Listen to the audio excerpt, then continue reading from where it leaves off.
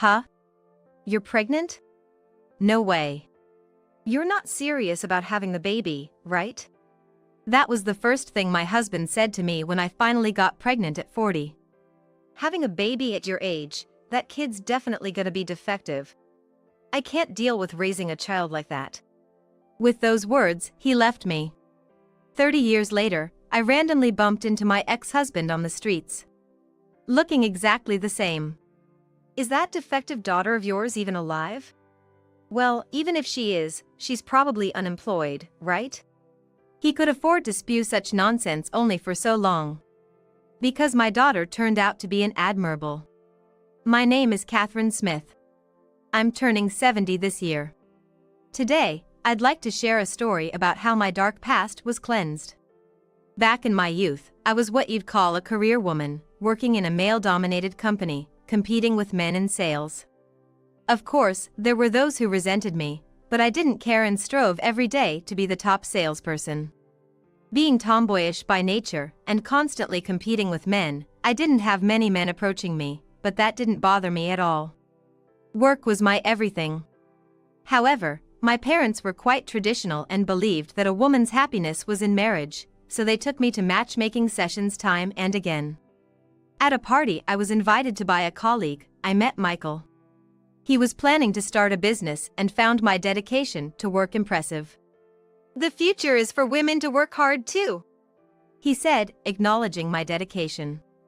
At a time when it was still frowned upon for women to work so hard, it was probably inevitable that I was drawn to Michael, who accepted me for who I was. We continued to date smoothly and decided to get married. I was 30 and Michael was 28 at the time. I guess you could call me the older wife. After graduating from a prestigious university, my husband Michael landed a job at a renowned company. But he declared he had a dream. And with that, he quit to start his own venture. It was quite a gutsy move, especially since he didn't rely on the knowledge or technology from his previous job, but chose to start a business in an entirely different field. At that time, I had no knowledge of entrepreneurship. My only aim was to get a job and work my butt off. That's why, when Michael shared his firm resolution to start a business, I must admit I was taken aback by his masculinity and thought it was cool. When I'd come home after work, he'd tell me things like, "I tried this out today," or "This is my goal, and this is the issue at hand." I didn't quite grasp all of it, but I enjoyed listening to his work stories. Living a monotonous daily life and striving to excel at my job, I found Michael's tales exciting and appealing. Then, a few years passed. And one day my company held a family social event. It was a weekend gathering where employees and their families came together for a barbecue to deepen our connections. At this time, Michael's business wasn't doing so well, nearly at the brink of closure.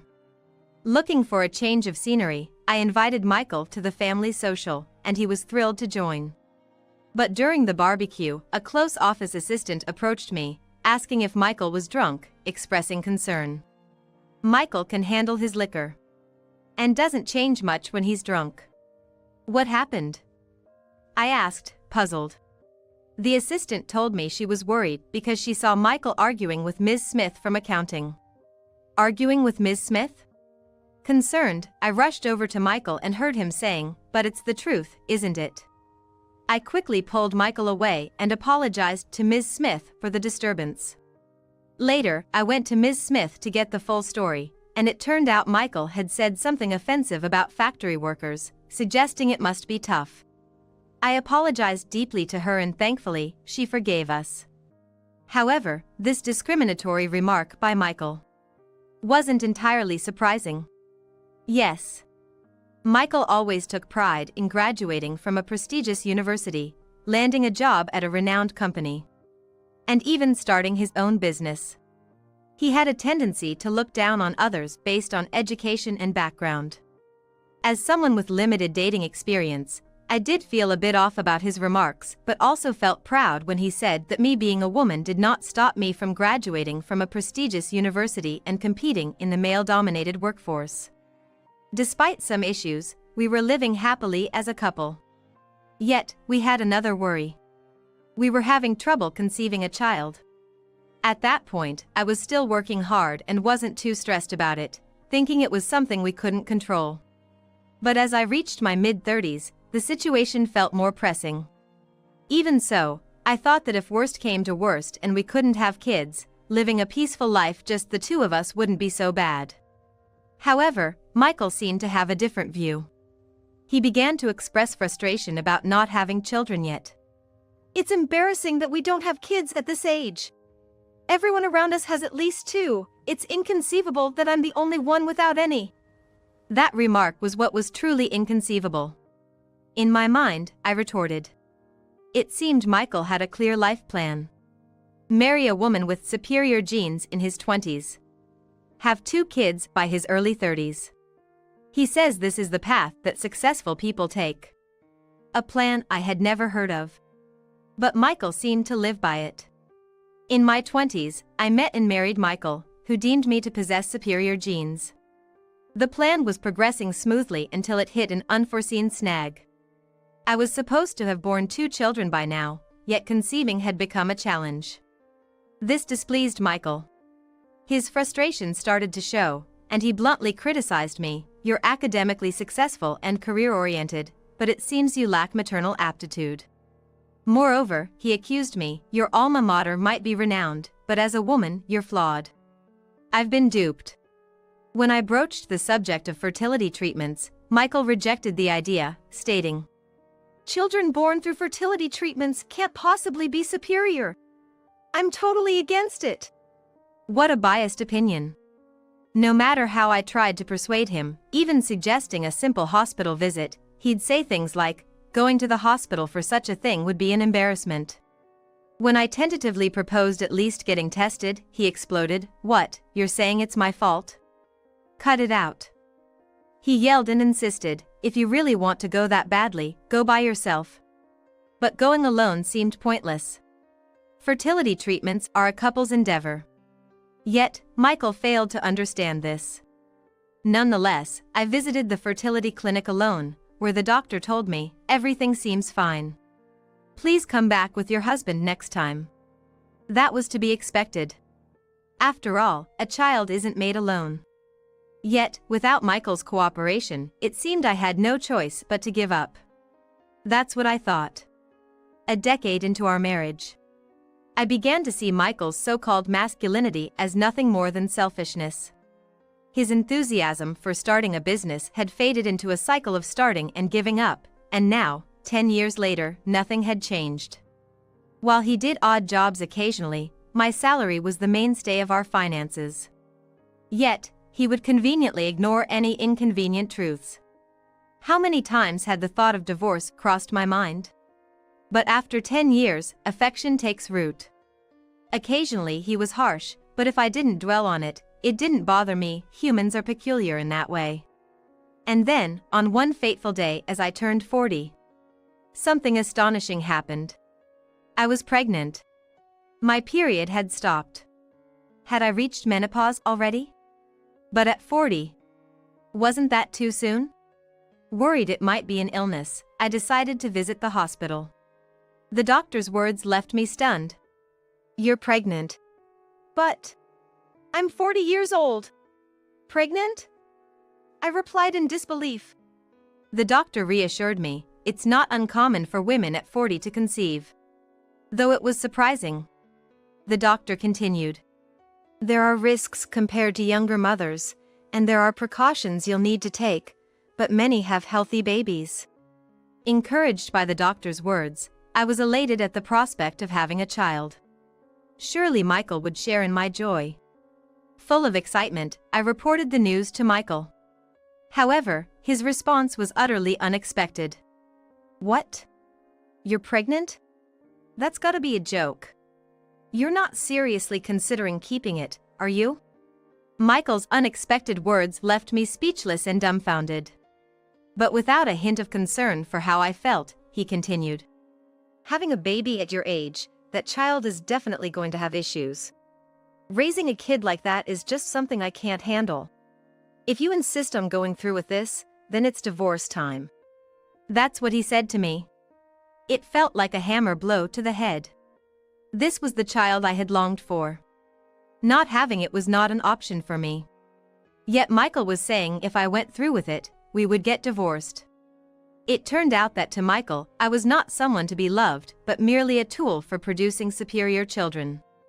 Sure, after 10 years together, some affection had developed, but if I had to choose between Michael and my child, there wouldn't be a moment of hesitation. I'd choose my child. I could get by without Michael just fine. In fact, it would probably be harder for him than for me. With that in mind, I declared to Michael, I am absolutely having this child. The next day, he slapped the divorce papers in front of me. He was serious. But my decision was unwavering. We were going to divorce. As I filled out the divorce papers, Michael said to me, from now on, stay out of my life. So that's how it would be until the end. What were those 10 years for, I wondered. But I too had no desire to have anything more to do with such a man.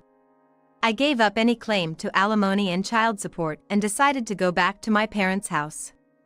I was anxious about whether I could continue working in sales while pregnant, but the company appreciated my years of hard work and asked me instead to train my junior colleagues internally until my maternity leave, which I was grateful for. Michael had been cruel, but I was surrounded by understanding people who encouraged me, and I gave birth to a healthy girl, Mindy. Despite the worries of a child born to an older mother, Mindy grew up well-nourished. With love from me and my parents, becoming a thoughtful, beautiful, and kind girl.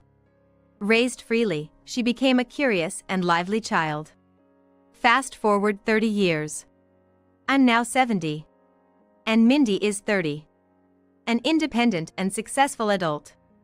I've lived happily without a single thought of Michael. Then, one day, I was stopped by a familiar voice on the street. Hey, is that you, Catherine? Michael? Yes, it was that detestable Michael. What's with you, looking all scruffy like that? Michael approached with a sneer. Just turned into an old lady, huh? I guess taking care of a kid with disabilities is tough, right? He assumed Mindy was disabled, hurling the same old insults at me as before. After our divorce, I remarried a woman 10 years younger. Looks really are everything with women. Turns out education didn't matter at all. Michael bragged, unasked, about his life post-divorce. After our divorce, I remarried a woman 10 years younger. Looks really are everything with women. Turns out education didn't matter at all. Michael bragged, unasked, about his life post-divorce. Got a daughter too, and unlike your disabled kid, mine's a beauty and pretty smart, too. She got the best of my brains and her mom's looks. What do you call it? Winning at life? We're out shopping together today. Dumping you was the best thing ever. Otherwise, I'd be stuck with you and that gloomy child of ours. Can't imagine that. Oh man, I'm so glad. Sure has a way with words, doesn't he? There are plenty of things I'd like to say back. But arguing with such a person is a waste of time. Taking my silence as consent, Michael's chatter didn't stop. I wished he'd just go away if he was out shopping with his daughters. Just then, when I was thinking that, a woman in a deep hat and mask approached from behind. Mom? What are you doing? Yes. It was Mindy.